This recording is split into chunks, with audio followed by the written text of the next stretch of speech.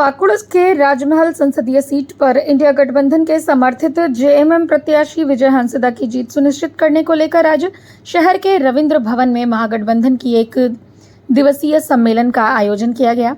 इसमें मुख्य रूप से मंत्री आलमगीर आलम, राजमहल लोकसभा के जेएमएम प्रत्याशी विजय हंसदा, महेशपुर विधानसभा के जेएमएम विधायक प्रोफेसर स्टीफन मरांडी, लिट्टीपाड़ा विधानसभा के जेएमएम विधायक दिनेश मरांडी मुख्य रूप से मौजूद थे। सम्मेलन में महागठबंधन दलों के प्रखंड से लेकर जिला स्तर के पदाधिकारी सहित प्रकोष्ठों के पदाधिकारी भी मौजूद थे।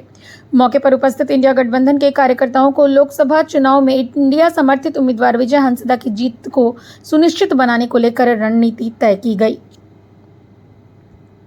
सबके साथ सबके विकास और मंच पर वो क्या बात करते हैं उस बात को मिला कर देखिए, जो मुंह में ये कर बगल में छोरी वाली काम ये करते हैं। सरकार बोलते सबके साथ सबके विकास और मंच पर क्या बोल रहे हो, बाहरी और भीतरी और घुसपैठी किसे बोलना चाहते हो? आजादी की जंग लड़ाई में आज जाकर दिल्ली के गेट में, दिल्ली गेट में जाकर देख लीजिए, सैकड़ों ऐसे लोग हैं जो इस देश के लिए शहीद हुआ, उसमें भी हमारा पूर्वजों पर नाम उस वक्त दर्ज है। यही हिंदुस्तान की पहचान है और हम लोगों ने लड़ाई लड़ी। आज यहाँ पर संविधान के बारे में हमारे पूर्ववक्ताओं ने बारीकी से आपके बात को रखने की काम किया है। हमारा आप जानते हैं कि गुलामी के जिनियत से आजादी दिलाने के काम कांग्रेस पार्टी ने किया था। कांग्रेस पार्टी ने यह सोचा था यहाँ के अलग अलग बोली, अलग अलग भाषाएं, खान पान, रहन सहन, बातचीत सब अलग अलग है, चेहरा भी अलग अलग, रंग भी अलग अलग है। ऐसे लोगों को एक सूत्र में बांधने के लिए क्या किया जा सकता है?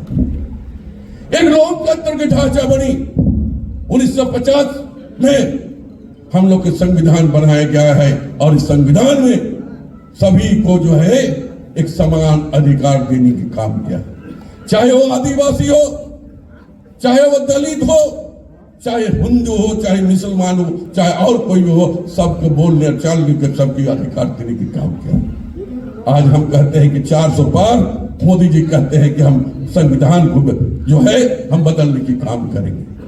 संविधान बदलने के बाद यहाँ पर जो आरक्षण मिल रहा था, जो आदिवासी को मिल रहा था, जो दलित को मिल रहा था, जो ओबीसी को मिल रहा था, उस आरक्षण आपको मिलने वाला नहीं है। इसीलिए आप देखते होंगे कि हिंदुस्तान के पूरे प्रदेश के यहाँ के भारतीय जनता पार्टी के नेताओं की बात को आप सुने, उसको सुनने में मिलेगा कि हमारी सरकार अगर चुनकर आती है तो निश्चित तौर पर जो है हम भारत के संविधान को हम बदलने की काम करेंगे। कौन प्रभावित होगा? हमारे यहाँ के तमाम लोग इससे प्रभावित होंगे। कम से कम 80-85% लोग जो यहाँ के रहने वाला, जो पाकुड़ साहिबगंज राजमहल लोकसभा का 85-80% लोग प्रभावित होंगे। हिंदुस्तान के जो बुनियाद को खत्म करना चाहते हैं। इसीलिए भाइयों, मैं आज गठबंधन के मीटिंग में इस बात को कहने के लिए आए, ये गठबंधन किसी एक पार्टी का नहीं है, ये सारे पार्टी मिलकर, हमारा 24 पार्टी 32 पार्टी मिलकर हम लोगों ने गठबंधन बनाने का काम किया।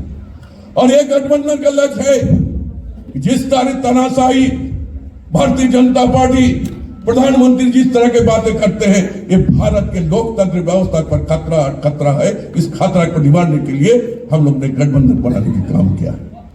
यह कोई मायने नहीं रखता आलमगीर आलम, स्टीफन मरांडी, हमारे जो उम्मीदवार है विजय हंसदा, यहाँ पर मायने रखता है इंडिया गठबंधन के उम्मीदवार को जिताना। यही फोटो, यही उद्देश्य लेकर हमें जाना है। अतीत में क्या हुआ नहीं हुआ, इस बात को भी नहीं चर्चा होनी चाहिए। हम कहना चाहते हैं कि हमारा एक ही उद्देश्य होगा कि हमारे यहाँ से गठबंधन के जो प्रार्थी है विजय हंसदा को ज्यादा से ज्यादा वोट देकर जिताने का काम हम करेंगे। यही नसीहत और यही आप लोग से बोलने आए। पाकुड़ा राजमहल के लोग, जिला के लोग मुझे प्यार दिया है। मैं इस आप लोग से अपील करना चाहते हैं, हमें आप प्यार दिया, बहुत कुछ नसीब है कि आपका प्यार हमेशा हमें मिला, चाहे गांव हो चाहे शहर हो, आपने हमें इज्जत दिया है, इसके लिए मैं आपसे शुक्रगुजार हूं। मैं आपसे आवेदन, हमारे सामने थी, लेकिन हमारी सरकार, हम लोगों ने कोशिश किया और इस महामारी से हम लोग निकल पाए। और जो यहाँ के लोगों को ना भूख में मरने दिए, ना दवा के लिए मरने दिए। हम लोगों ने बेहतर जो सेवा किया वो तो हिंदुस्तान में जग जाएगी। जनता की जो आकांक्षा ही थी, हम पॉलिटिकल लीडर, हम गांव जाते हैं, हम शहर में घूमते हैं, लोगों की अनेक समस्या है, लेकिन सबसे ज्यादा कौन समस्या किसका निराकरण हमें करना चाहिए, उसके सूचीबद्ध तरीका से जो भी काम किया था हमारी गठबंधन की सरकार हेमंत जी के नेतृत्व में। चाहे अभी गिना रहे थे हमारे सांसद महोदय कि हम लोगों ने एक नहीं अनेक, चाहे यूनिवर्सल पेंशन हो, हम लोगों ने उसको करने की काम किया। फिर लगा हमें यूनिवर्सल पेंशन में हमें और भी एज का सिलेक्शन करना है, मैंने एज घटाना है। 60 को घटाकर हम लोगों ने इन जनरल महिला के लिए हमने 50 साल कर दिया। और जो ST SC के लोग हैं उन लोगों को भी हम लोग 50 साल की काम किया। हमें लगा था कि भारतीय जनता पार्टी बराबर ये बोलते हैं कि हिंदुस्तान में कोई भी घर, कोई भी लोग बिना छात के नीचे नहीं रहेंगे। ये उनकी बात है। उन्होंने कहा था कि 2022-24 तक हिंदुस्तान के हर गरीब को मकान हम बनाएंगे। क्या मकान बने? हाँ, हमारा माननीय मुख्यमंत्री हेमंत सोरेन जी ने एक बार नहीं कई बार दिल्ली का दौरा करने के बाद भी हमें 21, 22, 23, 24 का हमें एक भी आवास नहीं मिला, क्योंकि हम लोग गठबंधन की सरकार थे, गठबंधन के लिए काम करते, यहाँ की जनता के लिए काम करते, यहाँ के गरीब गिरोह के लिए काम करते, यहाँ के दलितों के लिए काम करते थे, यहाँ आदिवासी के लिए काम करते, यहाँ बहुसंख्यक के लिए काम करते हैं कि हमारे दिल में नफरत नहीं है, हम प्यार की बात करते हैं, सबके लिए हम लोग काम करते थे। तो मुझे लगता है कि बोलने के कई हिम्मत में आ ही नहीं पाएंगे। आज सदन के अंदर मैं इस बात को लेकर के मैं बिल्कुल हमेशा सचेत रहता हूं कि हमारे राज्य की क्या मुद्दे हैं और हमारे देश के क्या मुद्दे हैं। और मुझे जब भी मौका मिला है मैं अपने राज्य के और देश के सभी मुद्दों पे बोलने का प्रयास किया हूं और निडर होकर के बोलने का प्रयास किया हूं। और आगे भी अगर उस सदन में जाता हूं तो बेखौफी बोलूंगा, सच्चाई ही बोलूंगा, क्योंकि इस संविधान ने हमें वो ताकत दी है। और यही लड़ाई आज है कि हम संविधान को किस तरह से बचाएंगे। सरकार रोड पुल पुलिया बना सकता है, लेकिन जो नीतिगत फैसले होने चाहिए या संविधान के तहत जो हमें अधिकार मिला है उसको बचाए रखने की बात हो या अस्मिता को बचाए रखने की बात हो, हमारी जो गंगा यमुना तहजीब है उसको बचाए रखने की बात हो, अगर उस चीज को आज हम लोग नहीं बचा पाते हैं तो कहीं ना कहीं सिर्फ इस जगह नहीं, हम लोग पूरे देश के स्तर पे कहिए कि फेल होंगे। जो रणनीति और जिस सोच के साथ आज 2 टर्म रह के 10 वर्ष प्रधानमंत्री रहे हुए व्यक्ति के मुंह से निकलता है कि भाई आपका मंगलसूत्र जो है बिक जाएगा, वो जो है घुसपैठियों को दे दिया जाएगा। घुसपैठिए कौन है भाई? इस देश में रहने वाले लोग घुसपैठिए हैं क्या? आज यहाँ के बीजेपी के प्रदेश अध्यक्ष यहाँ पे आकर के बोलते हैं कि भाई मिनी NRC लागू करेंगे। बगल के सांसद कहते हैं यहाँ के भाई वहां तो बांग्लादेशी लोग हैं। ये शब्दों का उपयोग इसी 10 साल में आरंभ हुआ है और ये जो बोलना जो शुरू किए हैं, अगर इनका बोलती बंद करना है तो यही एक समय है कि 2024 के चुनाव में इनको जवाब देकर के बंद किया जाए। नहीं तो ये बोलती कहां जाकर के सदन के अंदर में जब विपक्ष के सांसदों को गाली दिया जाता है तो बाहर तो आप छोड़ दीजिए, आज बाहर भी बोलना चालू हो गए हैं। यही एक समय है कि जवाब देना है, वरना अगर आज हम फेल होते हैं तो पूरे देश के स्तर पे हम लोग फेल होंगे। मैं बहुत ज्यादा नहीं कहूंगा। आज महागठबंधन की जो बैठक हुई है इसे हम यही कहेंगे कि जितने भी हमारे साथीगण प्रखंड स्तर पे हैं, सामंजस्य बना करके हर एक गांव, हर एक टोला तक जाएं और जो हमारी सरकार ने काम किया है और जो मैनिफेस्टो में हमारा था, जो हमारे कांग्रेस के मैनिफेस्टो में जो जिस तरह से बात की गई है, इन सभी मोदी जी का जो गारंटी है, मुझे लगता है आज तक हम लोगों ने देखा नहीं। ना 2 करोड़ का रोजगार देखा है, ना आपका जाके 15 लाख अकाउंट में देखा है, लेकिन जिन वायदों के साथ हमारी महागठबंधन की सरकार झारखंड में कार्य की, उसका गारंटी हम लोग जनता के बीच जाके बोल सकते हैं। और आने वाले समय में अगर इंडिया गठबंधन अगर केंद्र में जीतती है तो जो बातें आज हम लोग कर रहे हैं वो कल हम लोग करके दिखाएंगे। इन्हीं चंद बातों के साथ अपनी बातों को विराम दूंगा। बहुत हम लोग गिनती करके निकाल सकते हैं कि जो बीजेपी से कई गुना ज्यादा हम लोगों ने काम किया है, लेकिन उसके अलावा नीतिगत फैसले जो आम जिंदगी छू सकते थे, जिन बातों को लेकर के हम लोगों ने इलेक्शन के समय मैंडेट अपना दिया, जनता ने जो मैंडेट दिया, और उसके पहले हमने जो वायदा किया था कि हम आवास देंगे, हम राशन देंगे, हम कपड़ा देंगे, हम रोजगार की साधन देंगे, इन सभी चीजों पे जिस तरह से माननीय हेमंत सोरेन जी के नेतृत्व में सरकार में काम हुआ और आज चंपई जी कार्य कर रहे हैं, आज उसमें मंत्री हमारे आलमगीर साहब भी हैं, कि अब वो आवास दिया गया। आज पहला हमारा स्टेट है जिसमें कि यूनिवर्सल पेंशन आपका जाकर के पूरे राज्य में लागू हुआ, और अभी गांव में हम लोग जाते हैं तो पेंशन खोज के नहीं मिलता है। बहुत कम ऐसे बच्चे रह गए होंगे, नहीं तो पहले हम जब भी गांव जाते थे तो ये सुनने को मिलता था कि हमें पेंशन नहीं मिल रहा है, हमें राशन नहीं मिल रहा है, हमें आवास नहीं मिल रहा है। आज पेंशन का सॉल्यूशन हमारे हेमंत सोरेन जी ने अपने नीतिगत फैसलों के माध्यम से हम लोगों ने लाखों लोगों को राशन देने का कार्य किया।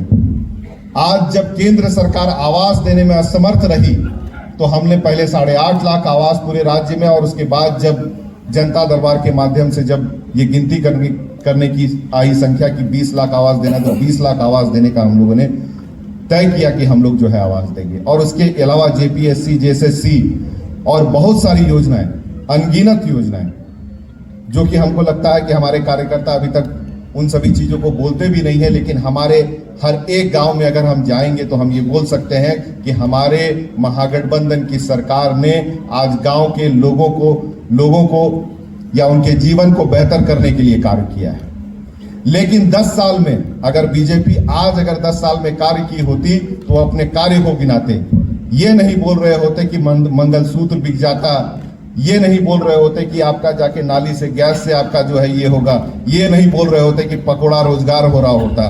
और आज जितना भ्रष्टाचार, मैं ये कह सकता हूं सदी का सबसे बड़ा भ्रष्टाचार इलेक्टोरल बॉन्ड, और उसके बावजूद बेशर्मी से खुले मंच में जो लगता है कि ये देश अगर आज भी सचेत नहीं होता है या हमारे यहाँ के लोग आज सचेत नहीं होते हैं तो जो परिस्थिति आने वाले समय में होनी है, हम लोग देख चुके हैं क्या परिस्थिति श्रीलंका की रही, कि धर्म और जात के नाम पे जिस तरह से श्रीलंका में बंटवारा किया गया, उस देश का क्या असर हुआ।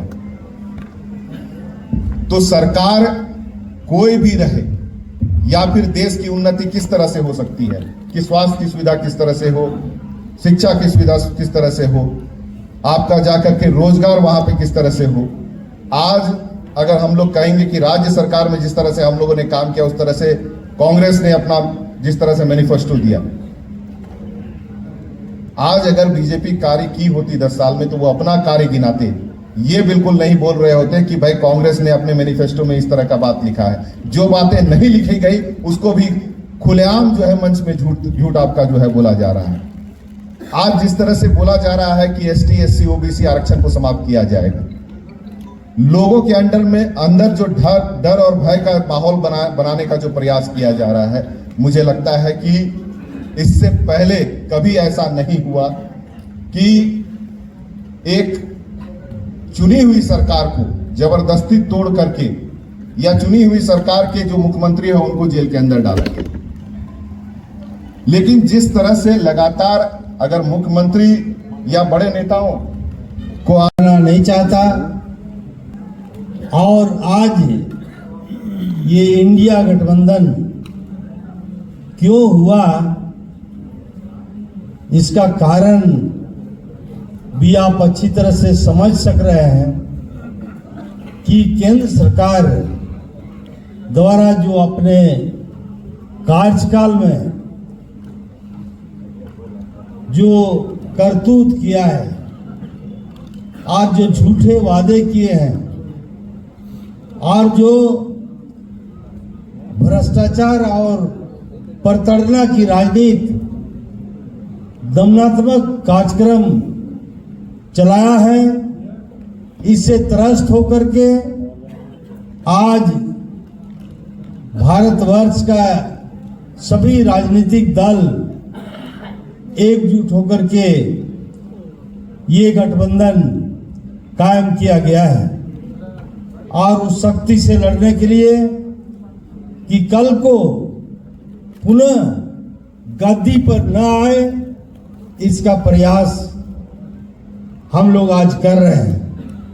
और उसके तहत आज पाकुड़ जिला में 3 विधानसभा सीटों के सभी वर्ग संगठन, प्रखंड यूनिट, जिला संगठन, सभी लोग आज यहाँ पर बैठे हैं।